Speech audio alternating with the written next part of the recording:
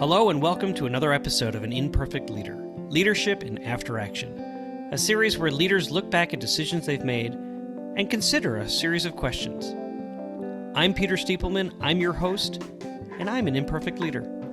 I spent more than 20 years teaching and leading, first in the Oakland Public Schools in Oakland, California, and then in the Midwest, Missouri to be exact, where I was a teacher and principal and assistant superintendent and then the superintendent of the fourth largest district in the state.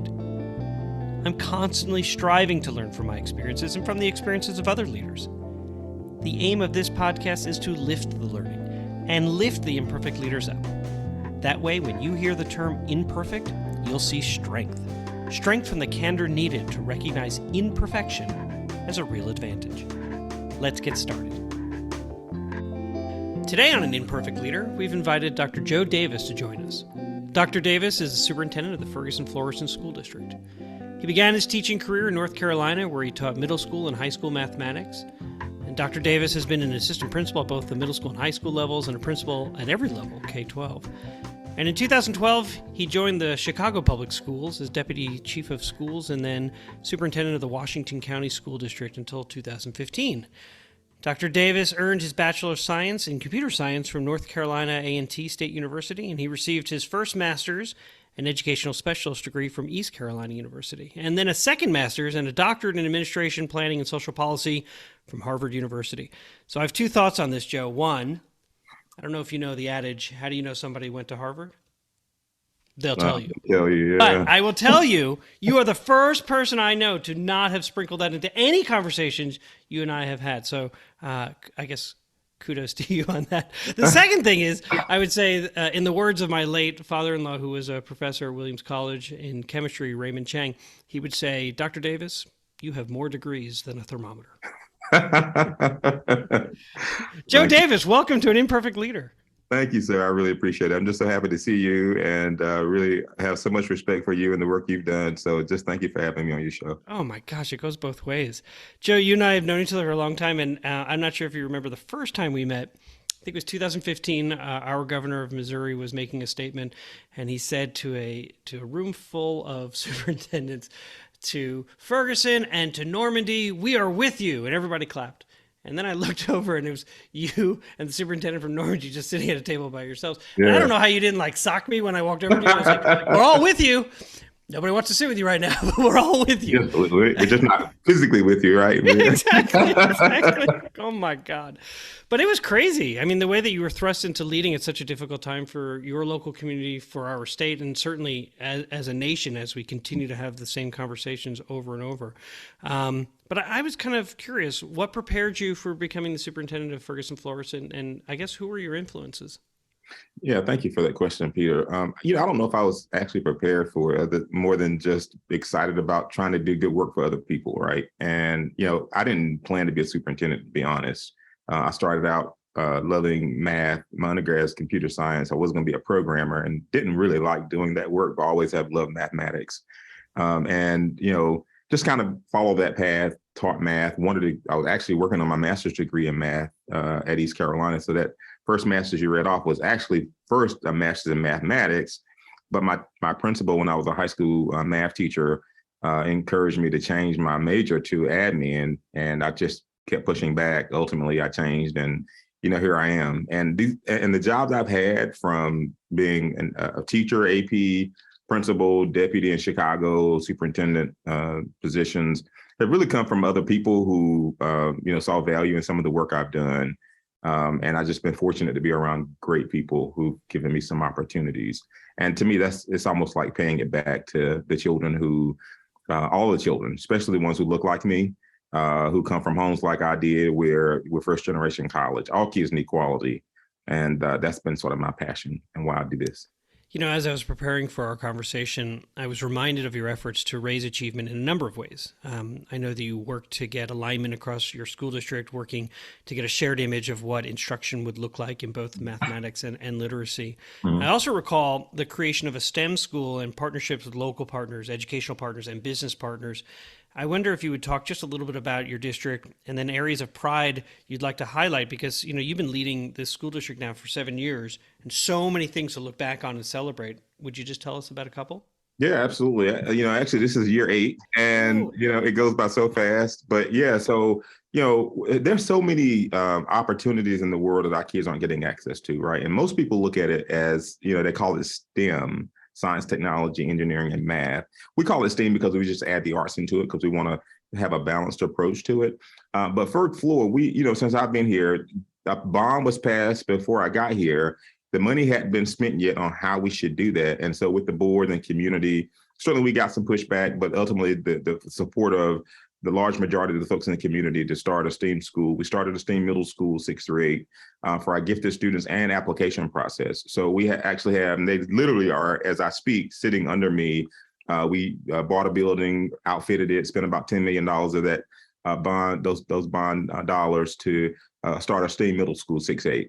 It's been so successful. We actually have a high school model as well, 9-12. We have about 290, 300 students in our 6-8 school, about 450 right now in our high school. So from 6-12, we have great solid STEAM instruction going on, lots of focus on mathematics. And you'll probably hear me talk some about that as I unpack the problem of practice.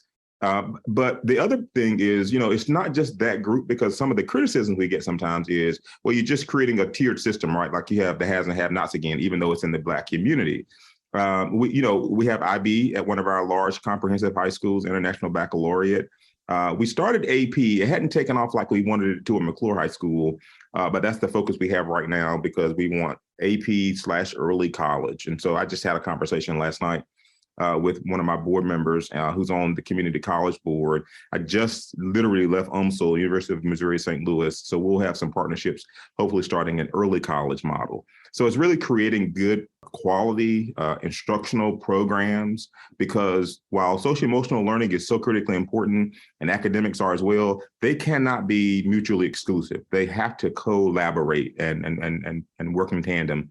So my focus has always been on the academic side of it because that's my training, but specifically mathematics. So I'm really proud of some of the work we've done so far in Ferg Floor. And I'll say that, I don't have any official data, but what I do know is that every one of our students in we have 13 elementary schools. Every one of those schools improved in math last year. And our first grade grew over a year's worth of growth. So that was pretty awesome. We're not where we need to be because we're not a high performing district yet, but we're on the path and we know why that happened so that we can replicate what happened. Right. So those two things come to mind. A, I love the growth mindset yet, because I know you're headed that way in terms of being a high performing district. And by whoever's, some of these external standards, because in so many ways you are already a high performing district. Yeah. Mm-hmm. I would also add the fact that so many of the stories that we read right now in education, particularly post-pandemic scores, it is so refreshing to hear in terms of just looking back and being able to see the kind of growth that you've made over the last year. That it is, that's super. So, in leadership, and I don't think it matters what industry you're in, and I know you have a lot of connections to a lot of other industries, so I'm curious to know your thoughts on this. But we all find ourselves battling this notion that we're supposed to be perfect, and the margin of error for imperfection or for making mistakes is razor thin. And as I've been reminded by so many of our colleagues, it's even thinner for some leaders. Mm-hmm. I'm comfortable with saying that I'm imperfect, but I'm interested in your thoughts about that term. How does the term an imperfect leader resonate with you? I'm a man of faith. I love the Lord Jesus. Make any bones about it. And wherever I go, I don't proselytize, but I don't hide from what my belief systems are. And I can tell you that my core is that belief. And in that, I am an imperfect human, period. Not just leader, but human. And I err. And I acknowledge that. And I take responsibility for and hold myself accountable, right? And in that, it helps me to appreciate others who are vulnerable or will allow themselves to be vulnerable. And I think that's, as Brené Brown says, that's a skill that I think all leaders need, is to be okay with not knowing the answers. Don't be okay with not ever finding out what the answers are, right? And when you make mistakes, acknowledge those mistakes and grow from them. And I love the way you've sort of set this whole podcast and the work that you're doing to educate others, is that it's okay to not know the answers. And it's, encouraging when others admit it, but also gives you some tools and paths to find out how how to investigate those. So I'm totally fine with anybody calling me imperfect. In fact, it's a compliment. There you go. It's a badge of honor. I like to think also that imperfect leaders intentionally, they will gather information. As you said, it's okay not to know the answer, but it's important to then go and seek that answer out. And they intentionally gather information to assess progress before changing actions. And this habit is actually something that comes from the Water Center for Systems Thinking. They call it successive approximation, the fact that a leader will check results and change action if needed. And I thought about this habit when I considered how you came into the superintendency in Missouri at a real crossroads in your community. And I love the question that they posed to leaders. What indicators will we expect to see as we look for progress? So, meaning, so I'm curious, what is an example of how you do that as you enter into any problem? Mm-hmm. How do you sort of look for, are we making the progress we want? And then what sort of triggers those mid-course corrections if they're appropriate? Yeah, no, that's a great question, actually. We just the board just adopted a new strategic plan. And we spent a whole year of involving folks in the community. And so when you think about improvement, you've got to be really clear about what your true north is. And for us, it has been around those sort of 6 pillars that we focused on, and certainly learning and academics and outcomes is one of those. But there's so many other pieces, the well-being component of it, our financial health, our operational and so forth. But I think when I think about whether or not as we're making progress, how do we know if we're making that progress? I think it's important to always have people who are being most affected by where you're going. Like, how are they feeling about the progress we're making? We often engage our community, especially our students, right? Because academically, we want our kids to be doing well, but if kids aren't well, mentally, socially, emotionally, then the academic parts really doesn't even matter. And so it's bringing people who the work is being done to the table so that they can give us feedback on what's working, what's not working, so that we can do better. But we always want to look at metrics, right? Like, we always want to look at how many students who are coming to school every day and who are having challenges, how many are coming and who are doing well. We look at data, math and ELA data, of course, but also some of those other non-sort of quantifiable metrics, right? Like culture and climate in schools and how the teachers feel about being supported, what are the working conditions. So it's always an opportunity as a math teacher to think about what's the misconception that's here and how do I correct that misconception, which is why for me as a leader, it's important for me to listen and to be thoughtful about what people are saying. Paul White and Gary Chapman wrote a book called The 5 Languages of Appreciation in the Workplace.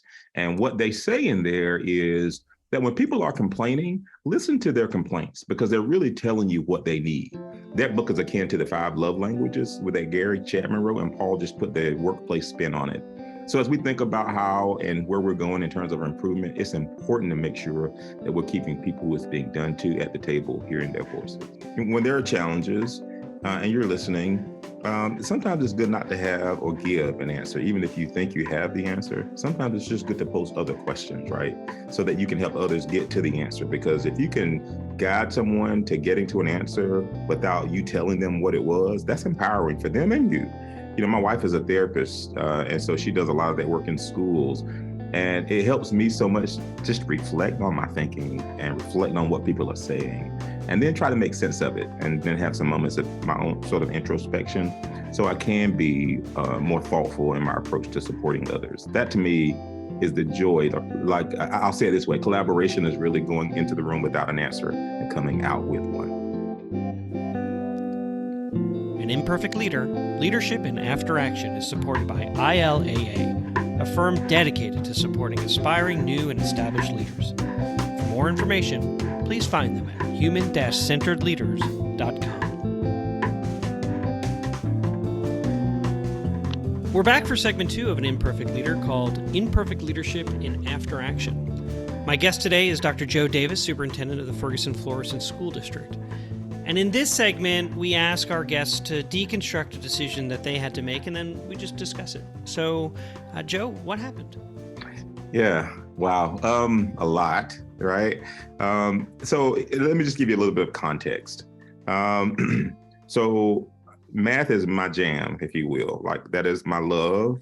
And I think all students ought to get to AP Calculus before they graduate from high school. Doesn't mean they have to go to college, but I think they need that level of learning, that level of critical thinking, analytical thinking, so that they have the skills to do whatever they want. We know what the research says about math. It builds confidence probably more than any other subject. So in Ferg-Flor, that is one of the goals we have. We have STEAM schools and other programs that sort of that path goes to AP Calculus. But what we know is that students never get to AP Calculus if they don't get Algebra 1 by the time they leave 8th grade, right? And if they get to high school and they are not in geometry by then it's almost likely they won't get to AP Calc. But it's even deeper than that, Peter, because the problem we see that pre-algebra, that's the bottleneck course in 6th grade, that group of students. And when they're in, sort of that track, then those are the ones who get to the Algebra 1 geometry in middle school and on to AP Calculus. But what we found in our research here in Ferg-Flor, from a practical perspective, as well as what theory says, is that elementary math is the problem. And the problem in that is that teachers don't have what the research calls teacher content knowledge, right? You can graduate from a university here in Missouri as an elementary certified teacher, step into an elementary classroom with that license and have had one math course in your 4 years or however many years it took you to get your degree, one math course, which could be college algebra, and you made a C. But you're going to be teaching math to elementary school students, right? And so you're certified by the state. So when students, to your point earlier about the misconceptions, when students have misconceptions about number sense and teachers don't have the content to support that, then that's where the students get off track in math. And so by the time they get to 6th grade, you have a few students, if they had a great math teacher, are ready for pre-algebra, right? So that's the problem in this context. What we've done here is we've decided to put some resources into giving teachers more content knowledge. So we've put an RFP out. We work with UMSL and University of Central Missouri, I think some other colleges in the state, because we wanted to send some teachers to some training to get what the state calls a math specialist certification, if you will, like reading specialist. You can also be a math specialist. What we did was we waited until the pandemic, right? Because we got a lot of stimulus money, and that money helped us to sort of pay for the teachers. What we're finding is that the teachers who are in this, man, they're doing such a phenomenal job at going deep around that content knowledge, that had we done this pre-pandemic, then the growth I mentioned earlier around what our students have done, it's because of the teachers. It's because of what teacher content knowledge has done, how it's improved. What we've done is just put 3rd through 5th grade teachers in that. But what I said earlier was that the growth we've made has been in 1st grade. Those teachers haven't necessarily even been in that training that we've given them. We've done some other things that aren't as intense as the math specialist training. And so as I think about what I should have done differently, hindsight's always 2020, is one, I would have done it earlier, and I would have included our pre-K as well as our 3-5 teachers. And we're certainly doing that now. We made some gains. I think we could have knocked it out of the park had I done it with my pre-K schools as well as my 3-5 ones. And I sort of beat myself up about it, but then I try to say, hey, what do I do now, right? Like I can't, get the spilled milk up. I can just clean it up. It's done. How do I make sort of corrections at this point so we have better impact later on? Dr. Davis has clearly listened to my podcast because he's walking through all the questions like in his intro. So thanks a lot, Joe. But you're still gonna have me ask you these questions. That's okay. The other piece is I'm sure you can relate, and I'm sure leaders listening, is when you walk into a classroom where there might be a reticence to teaching mathematics or just a level of discomfort. Those are always the day where the read aloud after lunch just kept going. It's sort of like, aren't you doing math instruction right now? Oh, well, we just got to this part of this chat. We're just going to keep going because the kids, they didn't want me to stop. And you're going, oh, man. Yeah. Teachers shudder when it comes to, they shut down, man, when it comes to teaching math, if they don't have or have had more math courses than the one that's required. And often what you see, like you just said, are those teachers who don't want to do it anyway. They know they have to. And so they do it at its most minimal state, and kids don't benefit, right? And that's why we see fewer students and, especially high school ones going to AP Calc and into STEM careers. Yeah. So you mentioned what got overlooked in terms of from the system, looking at how you might have included different levels or other levels of teacher initially instead of waiting until the pandemic. When you look back on what was overlooked, is that the only piece from the system you're thinking? Yeah, I think the reason we put 3-5 in because, you talk about measurement, people want to see results and they want to see results now. And so that's why we put the 3-5 teachers in, because 3-5 is where testing begins in every state in this country.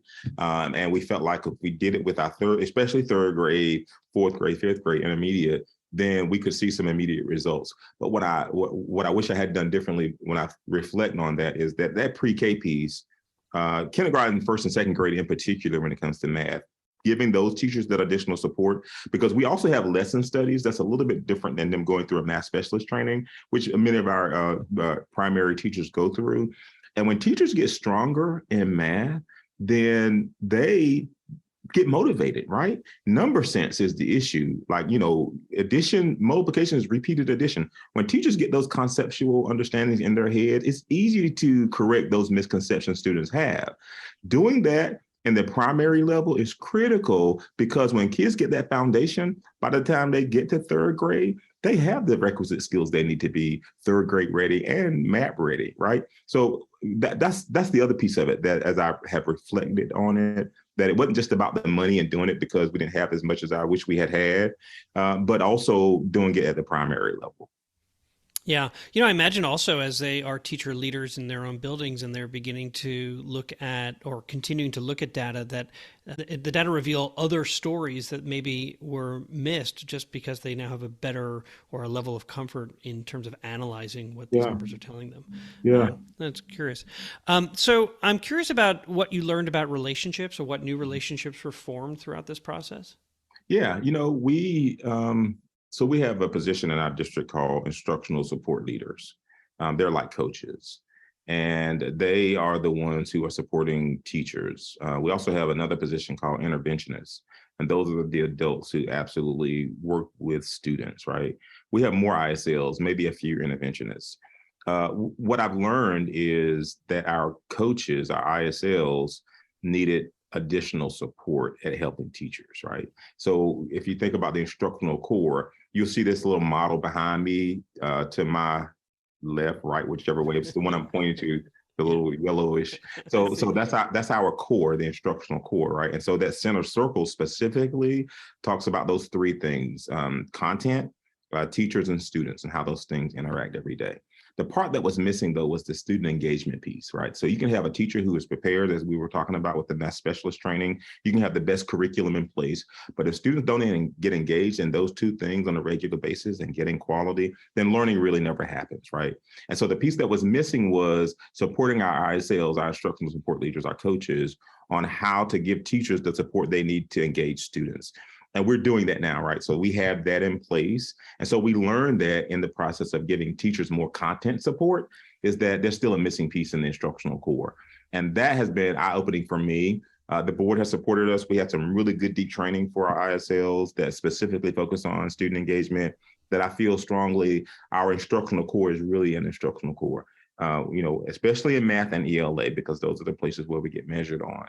But it's giving teachers the support they need. And they told us that when we were in those classes, examining, learning, that they needed additional support. And so it's in those relationships with their leaders, my relationship with them. I don't supervise principals, I have principal supervisors, but I'm often in classrooms listening for the concerns people have, because that's how I learn how to make those sort of mid-course corrections as well. Yeah. Yeah.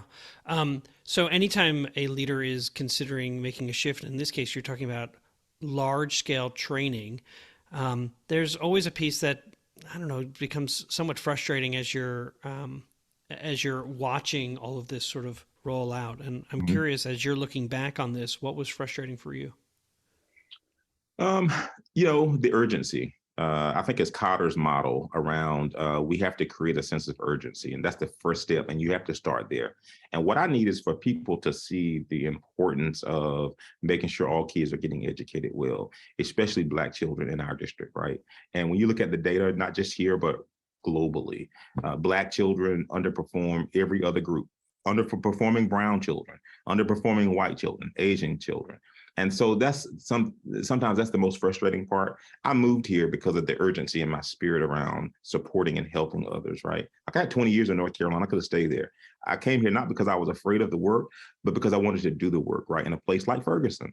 And so sometimes when I am at the plow, if you will, I'm ready to dig deep. And what I've got to know is that I can't do it by myself, right? Like I got to have all those other people to help me, but it's frustrating when people don't have the urgency that I have sometimes. So I have to learn how to be a little more patient, but also coach and support even more too. And I need coaching. I need support. So, hey, we're imperfect, right?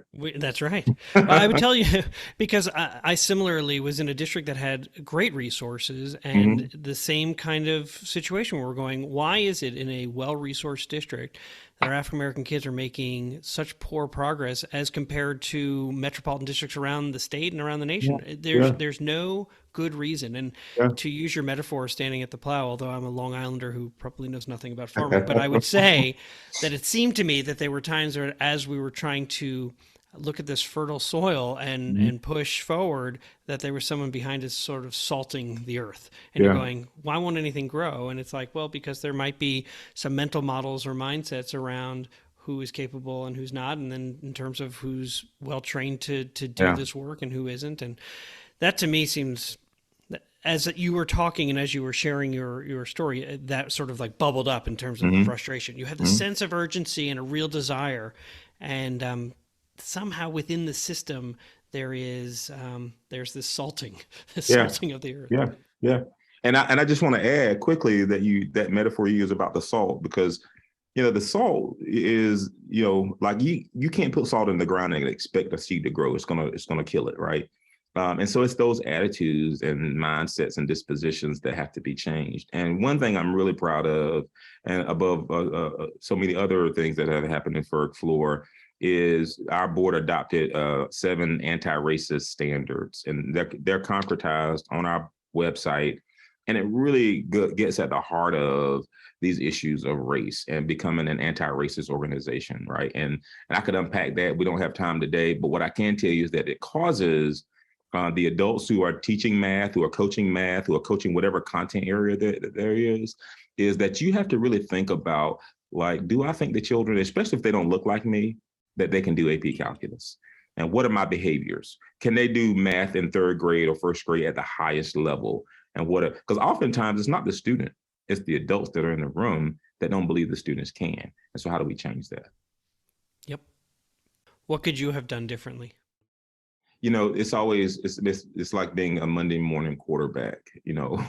What could I have done differently? And often when I get excited about math, whenever you're teaching a lesson, for example, students start from zero most often. And even if they don't, when I communicate, oftentimes I miss some of the contextual pieces to bring people along. And what I'm learning more of is how to be, slower in my actions, still intentional in my thinking, but how do I bring people along?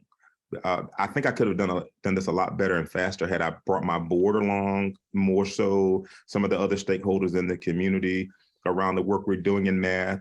And so as I think about my actions going forward, how do I make sure those stakeholders are at the table? How do I make sure I keep them informed?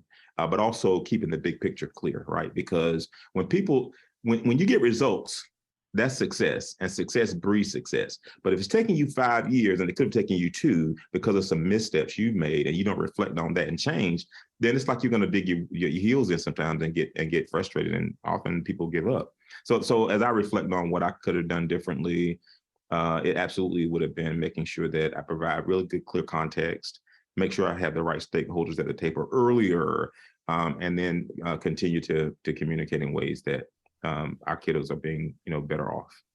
So one of the reasons this podcast was created was to give that advice to those aspiring and particularly new administrators. I look at the region where you are leading right now, 40% of the superintendents in your region are in their 1st or 2nd year. So they're new. Yeah. And you talk about engaging your board. I wonder if you'd give an example about how you have done that well so that might serve as a good reminder Mhm. that we serve at the pleasure of a board. Yeah. We're selected, we're not elected. And when our board feels as if they understand Yeah. the big why, Mhm. they will do everything they can to support you in getting there. And Yeah. I'm curious, how have you sort of adjusted the way that you talk with your board? Yeah, man. Thank you for asking that, because I said earlier this is my 8th year, and I know I don't have it all figured out. So let me just preface my comments with that. I've just been fortunate to be able to build some good relationships with my board. But let me say this to any new superintendent: like, the most important relationship in a school district is between the superintendent and the board. And if that relationship is one that's, it's not always going to be harmonious, but if it's operating in tandem, if you will, then you can stay longer to do the work. And for me, it is making sure I understand. We have a communications protocol. I talk with my board president, if not every day, almost every day or every other day, because I want her to always be at the center of anything that happens. Any emergency that happens, I pick up my phone, I call her, I text her, call me as soon as you get an opportunity. We're always together because she keeps the other board members informed, but I also do too. All the board members reach out to me however they like it, whether it's a text, a phone call, email, however they like it, then I adjust myself. But here's the piece that helped me. I had to move my ego out of the way. I had to move my position out of the way because it's not about me. It's about the children we serve. And you need those people to allow you to do the work. Because really, contrary to anybody's belief, the board is in charge. Like, they are the ones with the power. I'm fine with that. Because I can help. My son's one of our students. So I'm not just a superintendent, I'm also a daddy. My baby's in here as well. And I want to do the good work for all of them. So my board and the relationship I have with them has allowed me to stay here this long. I hope they'll keep me a little longer so I can get a good retirement like you got from Missouri. But that's my advice to especially those new superintendents, is cultivate that relationship and ask for help. Ask for coaches, folks who can help you get that work done. You talk about ego. I entered the superintendency with this sort of, I'm the superintendent, and I could best describe my relationship with the board in my first year as I tolerated them. It was like, oh yeah, I'll see you at the meeting, as opposed to really realizing it wasn't until, and I think you were my sponsor for the AASA National Superintendent Certification. And it was through a conversation with somebody from the National School Board Association that really stressed exactly what you just said in terms of that is the most important relationship you can have. And I was like, oh my God, I'm such a moron. And really went back to exactly as you just described in terms of having those regular conversations, certainly a weekly one that I would have on Monday mornings, well before the week would start. So about 7 a.m., we'd talk about everything that happened the week before and then everything coming up that week and sort of planning out how we were going to communicate with everybody. It was such a life-changing moment. So, yeah, it takes my stress away, man. I tell you, when my board president knows, and my board president changes every year, right? And that's a shift for me. But they have a succession plan, so the vice president steps into the presidency, and they've been doing it for the last few years. So I can begin cultivating that relationship with the new person. Yeah. In the end, though, what was something that was good that came out of your situation with mathematics training teachers doing all that work? Teachers are motivated by success. And when they see a little poor Black boy like me can learn AP calculus well in elementary school, getting those number sense concepts down, that is the sine qua non, right? Like, that is the secret sauce. When teachers believe they can and they act that way, right? Not just saying it. It's easy to say it out loud. What does your actions look like? Are kids learning the standards on a daily basis? Are they being challenged at levels that Bloom's or anybody else's ways of thinking, mindset thinking? Are they learning at the analytic level and at the evaluative level? It's that, to me, that is the success. Because when teachers, because you can't do this work without them, when they grab hold of that mindset, man, sky's the limit. I think we're going to end there. My guest again was Dr. Joe Davis, Superintendent of the Ferguson-Florissant School District. Joe, you have always inspired me, and I'm grateful for your friendship, your mentorship. Thank you so much for joining me today. Thank you, Peter. I love you, man. Music for An Imperfect Leader was written and arranged by Ian Varley. Sam Falbo created the Daruma doll butterfly artwork. Imperfect leadership is not a scarlet letter. It is a badge of honor. It recognizes that serving as a lead learner is about being a vulnerable leader, an empathetic leader, a compassionate leader. And I'm proud to be an imperfect leader, so I hope you'll join me next time for another episode of An Imperfect Leader. Leadership in After Action.